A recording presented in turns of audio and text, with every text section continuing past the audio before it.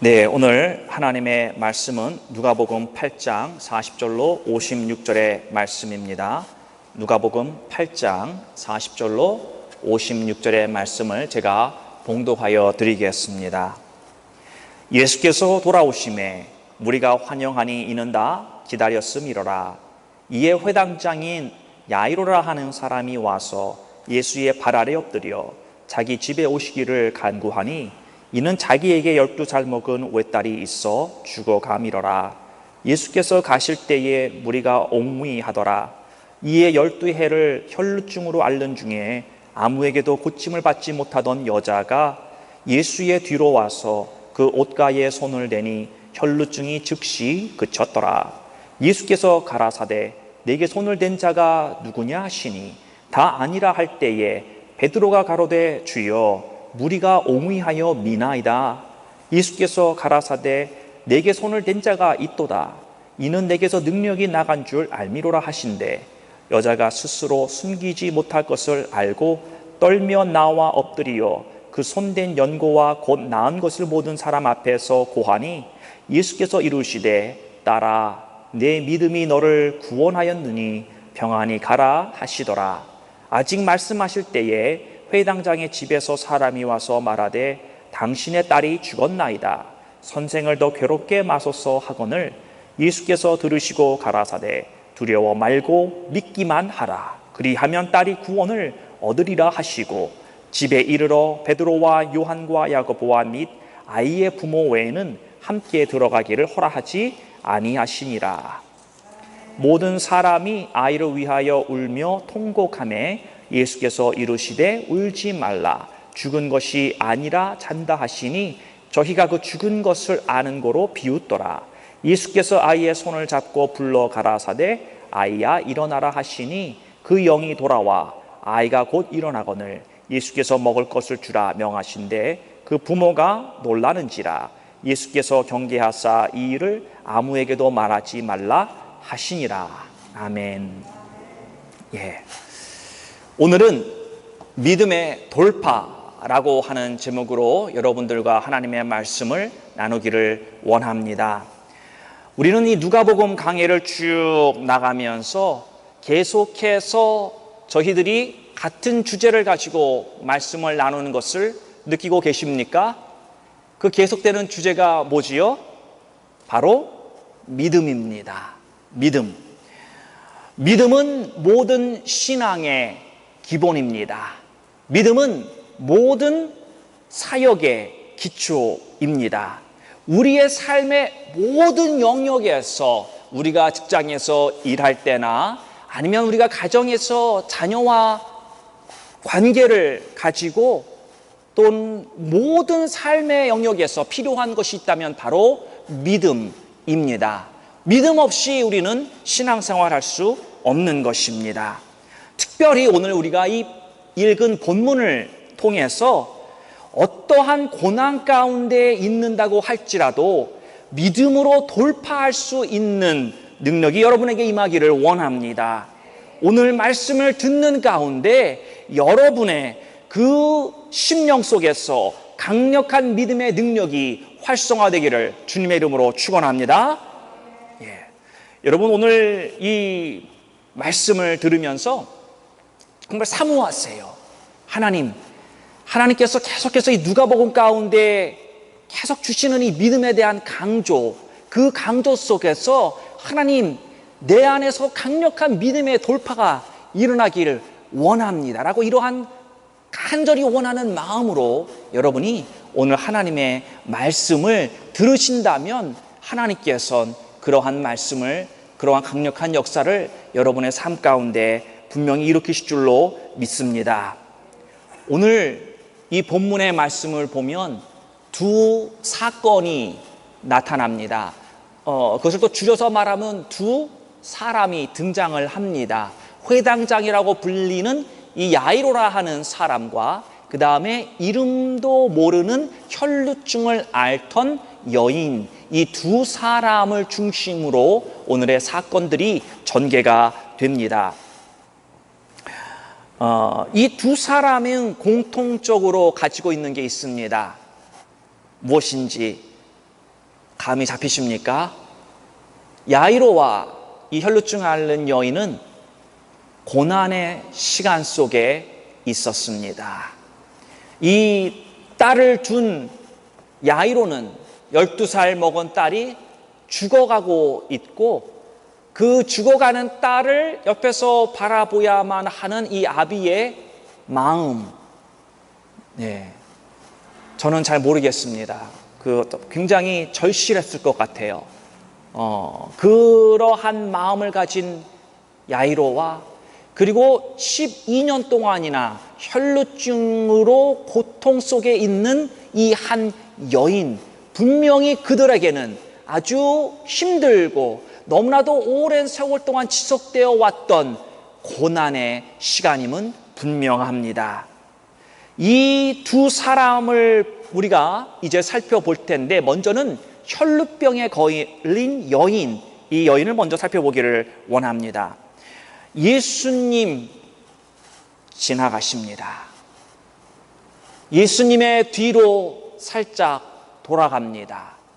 여러분, 오늘 이 본문 말씀을 보니까 군중들이 예수님을 옹위하였다라고 이야기를 하고 있습니다. 수많은 사람들이 예수님을 둘러쌌어요. 그리고 이 야이론의 집으로 지금 가고 있는 것입니다. 아파서 죽어가고 있는 어린 딸을 살리려는, 그 기적을 보기를 원하는 수많은 군중들과 함께 가고 있습니다. 그런데 이 여인이 그 군중 사이를 헤집고 들어가서 예수님의 뒷자리에 씁니다. 그리고 예수님의 그 뒷옷을 살짝 잡습니다. 그럴 때에 이 여인의 혈루증이라고 하는 것이 영어로는 헤머리지라고 표현을 하는데요, 피가 멈추지 않고 계속 피가 흐르는 것입니다. 그런데 그 여인이 예수님의 옷깃을 잡자마자 그 피가 멈추는 것을 느꼈다라고 성경은 이야기를 합니다. 즉시 치유를 받은 것입니다. 그때 예수님께서 누가 나를 만졌느냐? 라고 모든 사람을 돌아보면서 이야기를 하십니다. 그러니까 베드로가 하는 말이, 예수님, 지금 군중이 예수님을 옹위하여 밀고 있습니다. 무슨 말이에요? 지금 수많은 사람이 지금 부닥끼고 만지고 있는데 누가 만졌냐니요? 다 만졌지요. 지금 그런 말 하는 거예요, 베드로가. 그럴 때 예수님이 그러잖아요. 아니다. 내 안에 있는 내 능력이 빠져나가는 것을 내가 느꼈다 라고 얘기합니다. 그러니까 어떻게 하면 숨어져 그냥 그 장소를 살짝 빠져나갈까 보고 있던 이 여인이 어쩔 수 없이 더 이상 숨어 있을 수 없구나 하고 깨닫고 그가 솔직히 이실직고 하는 모습이 오늘 본문의 말씀에 나옵니다. 그런데 이 여인의 그 스토리를 다 들으신 뒤에 예수님께서 48절에 이렇게 말씀하세요. 딸아, 내 믿음이 너를 구원하였다. 여러분, 이 혈루증이 나은 것은 예수님의 능력으로 나은 거잖아요. 그렇죠? 분명히 예수님 안에 있던 능력이 흘러나가서 여인의 혈루증이 멈췄어요. 그런데 주님은 내 믿음이 너를 구원하였다. 그 구원이라고 하는 것은 여러분 이 salvation을 얘기하는 것이 아니라 지금 이 아픔 가운데 있는 이 고난에서의 구원을 이야기하는 것입니다. 무엇 때문에 나았다고요? 믿음 때문에 나았다라고 주님은 분명히 말씀하고 계십니다. 이 혈루병 걸린 여인이 이 마가복음 5장 26절을 보면은 의원에게 가서 많은 돈을 들여서 진찰도 받고 약도 먹고 온갖 치료를 다 받아봤어요. 그러나 괴로움만 더해졌다라고 마가복음은 이야기를 하고 있습니다. 모든 치료를 받아봤지만 결국에는 낫지를 못했다라는 것입니다. 세상적인 방법을 다 동원해 봤지만 결국 고난이 해결이 안 된 겁니다. 이 여인이 이 혈루증이라고 하는 고난을 통해서 무엇을 깨닫냐면 나는 이제 세상적인 방법으로 도저히 치유할 수 없는 것이구나, 이걸 깨달은 겁니다. 그리고 내가 예수님께만 가면 그 옷자락만 잡아도 나을 것이다 라고 하는 그러한 믿음을 계속해서 키워왔다는 것입니다. 여러분, 믿음의 역사는 어느 날 갑자기 일어나는 것이 아닙니다. 어느 날 갑자기 예수님이 지나가길래 혹시라도 내가 만지면 나을까라고 하는 그러한 우발적인 행동 속에서 나타나는 것이 아니다라는 것입니다. 어느 순간인가, 세상적인 방법으로는 더 이상 이제 안 되는구나, 이것을 깨닫는 겁니다. 그리고 내 방식을 포기하는 겁니다. 내가 아무리 해도 이제는 더 이상 되는 것이 아니구나, 이것을 깨닫는 것입니다. 그리고 오직 주님만이 나의 소망이구나, 오직 예수님만이 나의 살 길이구나, 이것을 깨닫는 것입니다. 주님 외에 내게 다른 것은 없다라고 하는 그러한 결단력이 있어야 이것이 믿음이 점점 커져 가는 것입니다. 그렇게 믿음을 조금씩 이 혈루증을 앓던 여인은 키워갔던 것입니다. 더 이상의 방법이 없을 때에 내가 이 예수님만이 나의 유일한 소망이라고 하는 그 생각을 계속해서 마음속에 넓혀가고 깊게 만들고, 그리고 어느 날 이 예수님이 이 고장을 지나간다고 하실 때에 그 궁중 속에 들어가 내가 이 옷자락만 잡아도 낫겠구나, 이 예수님 오신 그 시간 나의 믿음을 발동하고 만졌을 때에 그 여인의 믿음으로 말미암아 주님이 하신 것 하나도 없습니다. 너가 나을지어다 라는 말씀도 안 하셨습니다. 안수도 안 하셨습니다. 이 여인의 믿음이 얼마나 강력했는지, 다른 말로 표현하면 이 여인이 얼마나 간절한 마음으로 주님 앞에 그 믿음을 들고 나왔는지, 옷자락 하나 만진 것만으로 그의 고난이 해결받았다라는 것입니다. 할렐루야. 자, 이 시대에 많은 사람들이 하나님의 능력을 보기를 원합니다. 그렇죠? 그거 보고 싶지 않은 사람이 그 누가 있겠습니까? 이 시대에 많은 사람들이 하나님의 그 강력한 믿음을 받고 믿음의 사람으로 이 땅에서 살기를 원하고 있습니다.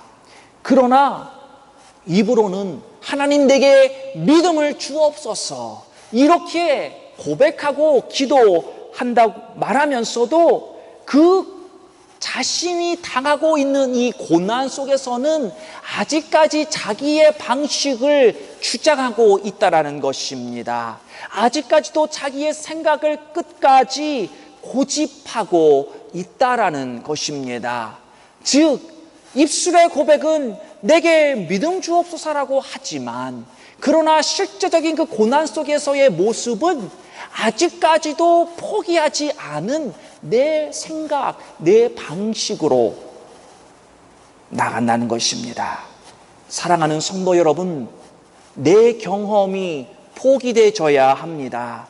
내가 가지고 있는 내 프린시플, 내 원리들을 포기할 때에 하나님께서는 우리에게 믿음을 주시고 그 믿음을 통하여 역사하시는 줄로 믿으시기를 바랍니다. 믿음의 역사가 일어나지 않는 이유는 내가 아직까지 포기하지 않았기 때문입니다. 아직 내려놓지 않았기 때문입니다. 우리는 이것을 아직도 덜 깨져서라고 표현합니다. 저의 인생 가운데서도 아직도 덜 깨어진 부분이 있고, 제가 둘러봐도 아직도 덜 깨져서 정신 못 차린 그러한 분들도 있습니다. 사랑하는 성도 여러분, 여러분이 오늘 이 말씀을 들으시는 가운데 여러분 혹시 여러분 속에서 아직까지 깨어지지 않은 부분이 있습니까? 아직까지 포기되어지지 않은 부분이 있습니까? 무엇입니까? 문제가 생기면 아직도 사람들을 찾아다니면서 해결하려고 하십니까? 여러분 아직도 고난 가운데서 여러분의 방법과 여러분의 술수를 동원하십니까? 하나님을 의지한다고 입술은 말하지만 실제로는 내 경험을 의지하며 나아가고 있지는 않으십니까? 왜 내 고난 가운데 믿음의 발동이 일어나지 않는지, 왜 내 힘든 이 어려운 시간 속에서 믿음의 역사가 일어나지 않는지 그 이유를 빨리 발견하시기를 바랍니다. 그래서 그 문제를 빨리 해결하셔서 여러분의 인생 가운데 믿음의 발동이 일어나고 바로 오늘 믿음의 이 돌파가 일어나는 여러분의 삶이 되기를 주님의 이름으로 축원합니다. 두 번째 사람, 회당장 야이로를 보겠습니다. 딸이 죽게 되었습니다. 성경은 무슨 병인지 이야기하지 않습니다. 다만 죽어가고 있다고 다급한 아비의 심령을 가지고 예수님 앞에 나와 주님을 초대합니다. 우리 집으로 오셔서 죽어가고 있는 내 딸을 좀 살려달라고 이야기하는 야이로. 지금 그 집으로 가고 있습니다. 그런데 가는 도중에 이 야이로의 집에서 사람이 달려와서 한다는 말이 따님이 죽었습니다. 그러는 이제 선생을 더 이상 괴롭게 하지 마시라고, 집에 오실 필요가 없다고 그렇게 이야기를 합니다. 그 말이 끝나자마자 주님께서는 성경 50절에 나와 있지는 않지만 저는 주님이 그 사람이 와서 말을 한 뒤에 곧바로 아마 이 야이로에게 눈길을 맞추시고 이 50절을 하셨을 거예요. 예수께서 들으시고 가라사대 두려워 말고 믿기만 하라. 그리하면 딸이 구원을 얻으리라 하시고, 주님께서는 두려워하지 말라. 믿기만 하라. 그러면 구원을 얻으리라. 이렇게 말씀하고 있습니다.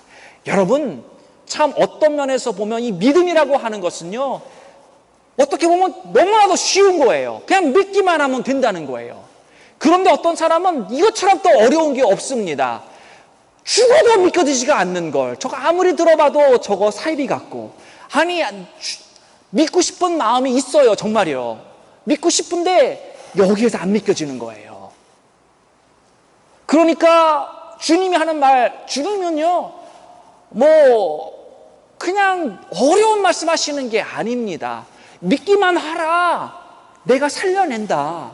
그 말이잖아요. 그러니까 이 아버지는 그냥 이 말씀만 믿으면 되는 거예요. 이 아버지가 돈을 수억을 써서 비싼 약을 지어올 것도 아니고, 이 아들을 데리고 어디 요단강에 7번 끌고 딸을 들어갔다 나올 것도 아니고, 그냥 믿기만 하면 되는 거예요. 어떻게 보면 너무나도 쉽고 간단한 일입니다. 그러나 또 어떤 사람은 이것처럼 힘든 게 또 없는 거예요. 차라리 다른 말을 하면 더 쉽게 믿을 수 있는, 참 이걸 보면서 여러분, 제가 여러분들에게 나누고 싶은 말씀은 이 주님께서 하신 말씀 제일 첫 마디, 두려워 마라. 두려워 마라라는 말씀을 하셨다고 한다면 그 아버지 야이로는 딸의 죽음의 소식을 들었을 때 두려움의 마음이 확 엄습했을 것입니다. 또 그 주변에 이 아버지를 잘 알고 딸도 아는 사람들이 있었을 것입니다. 그 사람들도 이제는 죽었구나 라고 하는 그런 마음들이 무겁게 눌렀을 것입니다. 주님께서 이 사람들을 향해서 두려워하지 말아라 라고 이야기하고 있습니다. 사랑하는 성도 여러분, 두려움은 많은 사람들이 이야기를 하기를 감정이라고 이야기를 합니다. 예, 감정일 수 있습니다. 그러나 우리 믿는 사람들에게는 이것이 단순한 감정이 아니라 이것은 영적인 역사입니다. 사탄이 우리 안에다가 불신앙의 모습을 만들려고 할 때에 가장 먼저 하는 작업이 뭐냐면 우리의 마음 속에다가 바로 이 두려운 마음을 줍니다. 여러분, 믿음이 있으면 두려움이 사라집니다. 내 안에 내 마음속에 두려움이 생겼다 그러면은 곧 바로 이 불신앙의 공격을 여러분이 받고 있다라는 것입니다. 믿음이 생기면 절대로 두려움이 생기지 않습니다. 믿음의 돌파가 일어나고 있기 때문인 것입니다. 믿음이 생겨서 돌파가 일어나면 담대함이 생기고 기쁨이 생기고 내 안에서 소망이 일어나는 것입니다. 이러한 믿음의 돌파가 일어나는 상황이 아니라고 한다면 내 안에는 지금 불신앙이 역사하고 있다는 것입니다. 주님은 믿음이 정말 대단하세요. 뭐 우리가 두말할 나위도 없는 것이지만 왜 그러냐면요, 이 야이로의 딸이 죽은 줄 알고도 가세요. 여러분, 주님이 참 주님의 믿음이 대단한 게 주님 빼고는 모든 사람들이 지금 치유하러 간다고 할지라도 죽었다라고 소식이 전해지면 끝이잖아요. 죽으면 끝 아닙니까? 더 이상 손 쓸 수 없는 그러한 상태잖아요. 그런데 오늘 이 믿음이라고 하는 것은 어디까지 가느냐?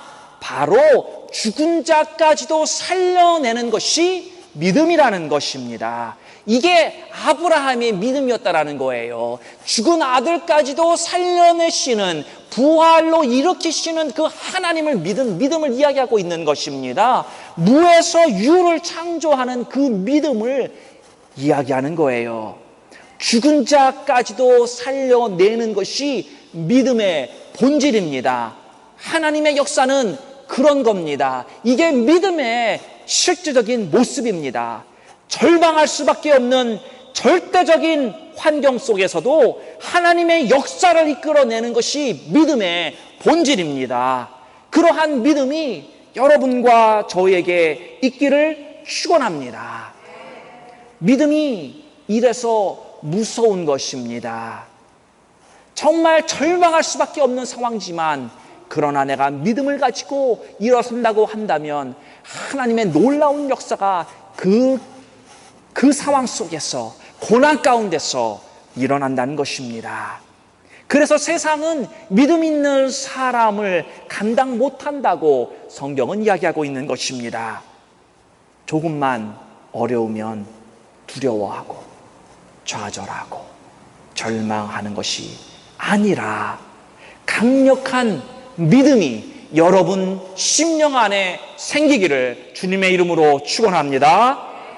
믿음의 내용을 한번 살펴보겠습니다. 오늘 이 말씀에 등장하는 두 주인공은 믿음의 대상을 옳게 선정했습니다. 믿음의 대상.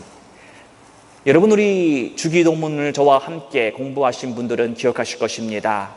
하늘들에 계신 아버지여, 주기도문 첫 마디입니다. 아버지여. 아버지는 정말로 믿고, 그러니까 아버지라고 하는 존재를 우리가 한번 생각해 보세요. 아버지를 우리는 믿는 것입니다. 믿고 기도할 때에 하나님께서 그 기도를 들으신다고, 아버지가 그 기도를 들으신다고, 그 하나님을 우리는 믿는 것입니다. 우리가 하나님을 믿을 때 뭘 믿어야 되느냐? 하나님은 아버지로서 나를 사랑하는구나. 내가 하나님의 아들이고 내가 하나님의 딸이기 때문에 아버지께서는 나를 사랑하신다. 사랑하고 있다. 이 사랑은 변치 아니할 것이다. 어떠한 일이 일어나도, 내가 어떠한 잘못을 해도, 어떠한 고난 가운데 있는다고 할지라도 아버지가 내게 향한 그 사랑은 결코 끊어지지 아니한다고 하는 이것을 믿는 것입니다. 자녀에게 아낌없이 주길 원하시는 아버지임을 믿는 것입니다. 저는 이 자리에 앉아 있는 아버지들을 압니다. 자녀들이 정말 자신의 길을 온전히 가는 자녀도 있지만, 그러나 잘 가지 못하고 있는 자녀를 보면서 그러나 끝까지 자기의 마지막 생명을 불태우면서까지 그 자신을 위해서 헌신하는 아버지들이 바로 여기에 앉아 계시지 않습니까? 하물며 하늘에 계신 우리 아버지께서는 우리를 향한 그 헌신과 그 사랑이 우리가 가지고 있는 그 사랑보다 더 진실되고 더 두껍고 더 깊고 더 농축되어 있다는 것입니다. 내가 얻을 수 있는 모든 것의 출처는 바로 아버지라고 하는 것을 믿는 것입니다. 41절 말씀 보면 야이로는 예수님의 발 앞에 엎드립니다. 여기에서 엎드린다고 하는 것은요, 야이로가 인정하는 거예요. 내가 더 이상 내 스스로 할 수 있는 것이 없습니다 라고 고백하는 것입니다. 여기서 예수님 앞에 엎드린다고 하는 것은 예수님만이 나의 전부요, 예수님의 방법만이 최고의 방법임을 인정하는 것입니다. 성경 오늘 40절의 말씀 보면은 야이로를 회당장이라고 설명하고 소개하고 있습니다. 회당장이 무엇입니까? 그 당시 시내각, 회당, 예배를 드리는 교회라고 표현할 수 있죠. 거기에 장이란 말입니다. 나름대로 신망도 있었을 것이고 나름대로 가진 권세도 있었을 것입니다. 그래서 아마 딸을 고쳐보려고 많은 방법을 동원해 봤을 것입니다. 그러나 딸이 낫지를 않았습니다. 이제 남은 것은 하나님밖에 없습니다. 이제 남은 것은 예수님밖에 없는 것입니다. 그래서 바로 주님 앞에 곧바로 엎드린 것은 이젠 예수님밖에 없나이다. 이것을 인정하는 것입니다. 이 시대에 하나님 앞에 엎드리지 못하는 사람들이 꽤 많이 있습니다. 하나님 앞에 온전히 무릎 꿇고 엎드리는 것이 아니라 많은 사람들은 그냥 하나님 앞에서 이렇게 간단하게 목도만 살짝 하고 있는 사람들이 많이 있습니다. 그것이 뭐냐면요, 딱 눈치 보고 있다가 하나님이 주실 것 같으면 잽싸게 손 내밀어서 탁 받고, 딱 눈치 보다 하나님께서 주실 것 같지 않으면 도망가려고 살짝 이러고 수그리고 있는 거예요. 왜 이러느냐? 그 이유는요, 믿음의 대상이 틀렸기 때문입니다. 대상의 설정을 제대로 하지 않은 거예요. 예수가 되었던, 부처가 되었던, 알라가 되었던, 토종비결이 되었던 내 문제만 해결해 준다면 그 누구라도 상관이 없는 거예요. 예수 앞에 나와서 살짝 눈치 보다가 안 될 것 같으면 부처한테 가서 또 살짝 눈치 보고, 또 거기서 안 될 것 같으면 또 알라도 한번 찾아가 보고, 그것도 안 되면 토종비결도 가서 한번 보고, 무슨 운명철학원 이런데 다 가보는 거예요.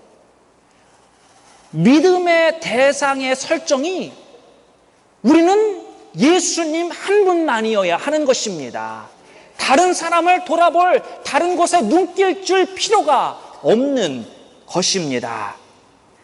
여러분, 이 야이로가 하나님 앞에 엎드린다고 하는 것은요, 더 이상 다른 방법을 찾지 않는 것입니다. 더 이상 다른 사람을 찾는 것이 아닙니다. 그 주님 앞에 엎드린다고 하는 것은 그 선처만을 바란다는 것입니다. 그래서 살려주시면 사는 것이고 죽으면 죽는 것이라고 바로 야이로가 그 마음을 엎드림으로 표현하고 있는 것입니다. 눈치 보다가 내 마음 드는 곳으로 도망가는 것이 아니다라는 것입니다.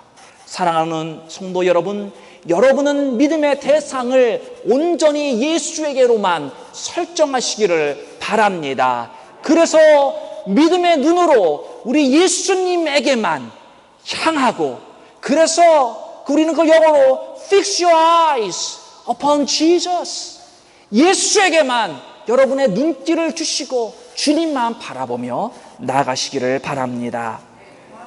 믿음은 인간의 불가능을 하나님의 가능으로 바꾸는 통로입니다. 하나님께서 우리에게 믿음을 주셨다고 한다면 그 믿음을 주신 이유는 우리가 인간으로서 잘 살아보라고 주신 게 아닙니다. 우리가 인간의 최고의 수준에 이르러 살라고 믿음을 주신 게 아니다라는 것입니다. 이 결국 믿음이라고 하는 것은요, 하나님의 경지에 다다르는 것입니다. 하나님의 수준으로 살 수 있도록 역사를 일으키는 것이 바로 믿음이라는 것입니다. 여러분, 많은 시대의 사람들이 그냥 살아갑니다. 교회에 나와도 하나님과 산다고 하면서도 그냥 목적 없이 그냥 대충 되는 대로 되면 좋고 안 되면 말고 이러한 마음 자세로 살아가는 사람들이 많이 있습니다.